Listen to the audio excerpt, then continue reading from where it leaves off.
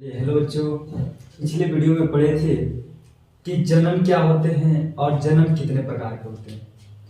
तो आज हम लोग उसके आगे देखने वाले हैं कि जन्म के प्रकार में हम लोग जन्म के प्रकार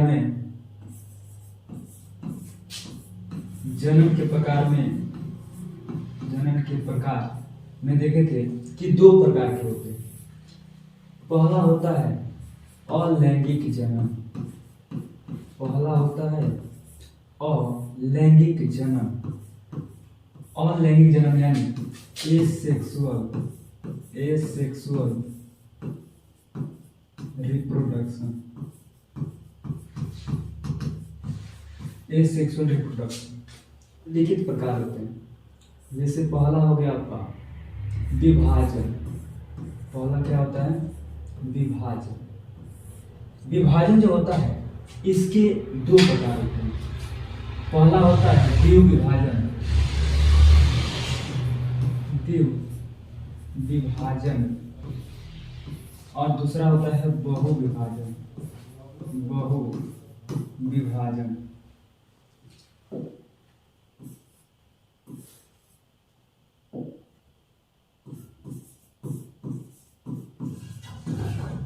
बहुविभाजन देखिए, जो द्विविभाजन होता है यह होता है अमीबा में। किसमें होता है? अमीबा में होता है। और बहुविभाजन भी, ये भी अमीबा में ही होता है। यानी अमीबा में द्विविभाजन और बहुविभाजन दोनों प्रकार का होता है। तो यह अमीबा है। तो सबसे पहले जानेंगे कि जो अमीबा होता है इसका कोई निश्चित आकृति नहीं होता है। यानी जो इसकी आकृति है वह बदलती रहती है। और यह एक कोशिकीय जीव है। कैसा जीव है? एक कोशिकीय जीव है। ये जो अमीबा होता है इसको विभाजन करने से पहले इसका जो केंद्रक है, केंद्रक दो भागों में विभाजित होती है। तो जितने भागों में केंद्रक विभाजित होगा उतने ही भागों में इस अमीबा का क्या होगा? विभाजन होता है। और मान के चलिए यहाँ से ये जो अमीबा है यह दो भागों में बढ़ती है, तो इससे जो नए जीव बनेगा वह दो बनेगा। यदि मान के चलिए कि यही जो केंद्रक है, यह केंद्रक के चार भागों में अगर विभाजित होता है तो इससे जो संतानें बनेगी वो चार प्रकार की होगी। ये चार तरह का। तो कहने का मतलब क्या है कि जो अमीबा है इसमें द्विविभाजन भी होता है, माने एक से दो भागों में भी बढ़ता है। और बहुविभाजन का मतलब होता है कि वह दो से अधिक भागों में बढ़ता है। तो इसका एग्जाम्पल हो गया अमीबा। आ रहा है मुकुलन। अगला आता है मुकुलन। मुकुलन किसमें होता है? तो जो मुकुलन होता है यह होता है हाइड्रा में। जो मुकुलन होता है यह किसमें होता है? तो हाइड्रा में होता है। हाइड्रा में कैसे एक जीव से एक नए जीव की उत्पत्ति होती है? तो यह हाइड्रा हो गया और यह हाइड्रा हो गया। और यही हाइड्रा क्या करता है कि एक छोटा सा मुकुल निकालता है। सबसे पहले एक छोटा सा मुकुल निकालेगा।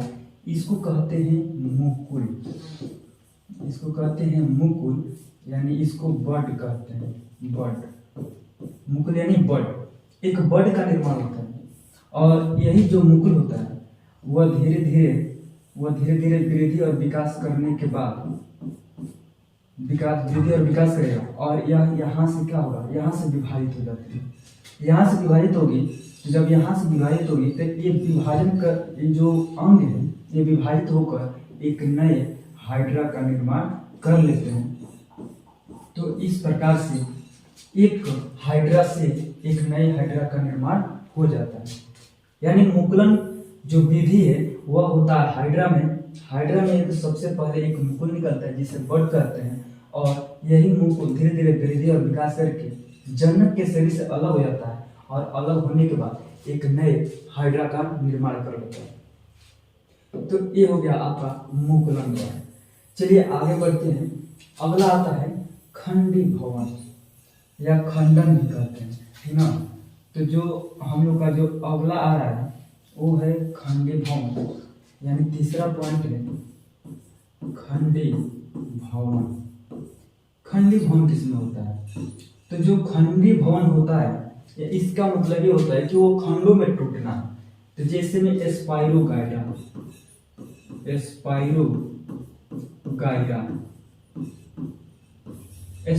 क्या होता है कि उसकी संरचना कुछ इस तरह से होती है स्पाइरो गायरा की। ये स्पाइरो गायरा खंडों में टूट जाता है। किस में टूटता है? खंडों में। यहाँ पे देखिए ये स्पाइरो गायरा है और ये स्पाइरो गायरा खंडों में टूटता है। ये स्पाइरो गायरा यहाँ से टूट जाएगा, यहाँ से टूट जाएगा, और ये जितने खंड हैं वो सब एक नए स्पाइरो गायरा का निर्माण करते हैं। इसे ही बोलते हैं खंडी भवन, यानी खंडों में टूटकर और एक नए नए जीवों का निर्माण करते हैं।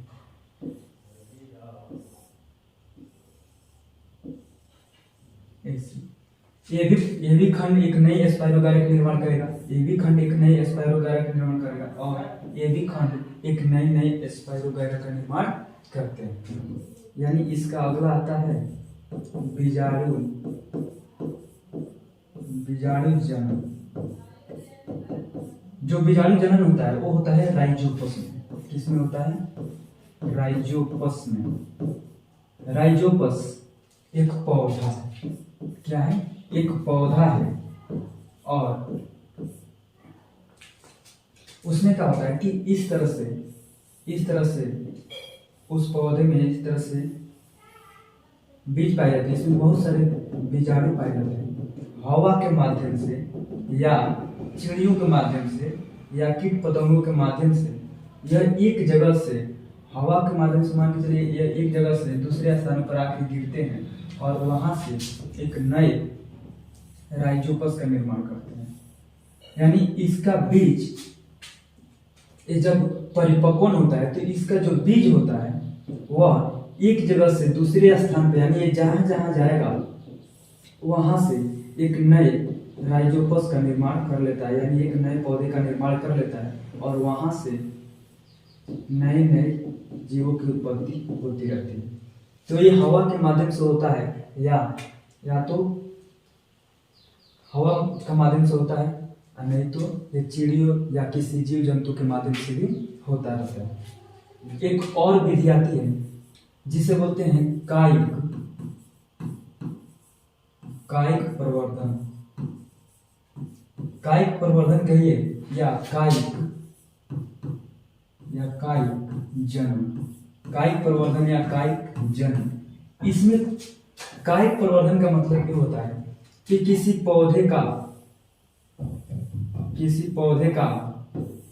कायिक भाग से, कायिक भाग का मतलब ये होता है कि वह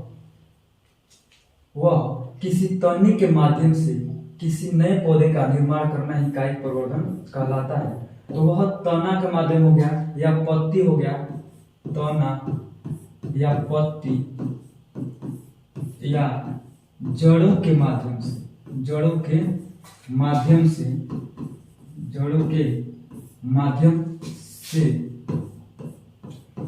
एक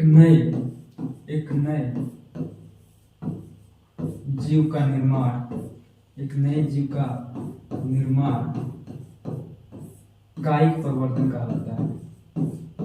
कायिक प्रवर्धन कहलाता है। कायिक प्रवर्धन कहलाता है। जैसे नागफनी का पौधा होता है, नागफनी का, तो नागफनी के पौधे यहाँ से इस पत्ती को हम लोग लगाते हैं और यहाँ से एक नए नागफनी का पौधा हमें प्राप्त हो जाता है। ठीक है। यदि तना की बात करें तो तना में हम गुलाब का पौधा लेते हैं, गुलाब का, और वह गुलाब का जो तना होता है उसको लेकर और इस तरह से कर दिया जाता है, और यहाँ से क्या होता है, एक नए पौधे का निर्माण हो जाता है। पत्तियों में होता है, पत्तियों में हो जाता है आपका नागफनी। नागफनी, उसकी पत्तियों से एक नए पौधे का निर्माण होता है। जड़ों के द्वारा, यानी हम जड़ के माध्यम से भी क्या कर सकते हैं, एक नए पौधे का निर्माण करा सकते हैं, वो होता है जड़ों के माध्यम से। इतने माध्यम से होता है जिससे बोलते हैं कायिक प्रवर्धन। तो कायिक प्रवर्धन का मतलब कि पेड़ पौधों में कायिक जनन द्वारा एक नए पौधे का निर्माण होना ही कायिक जनन कहलाता है।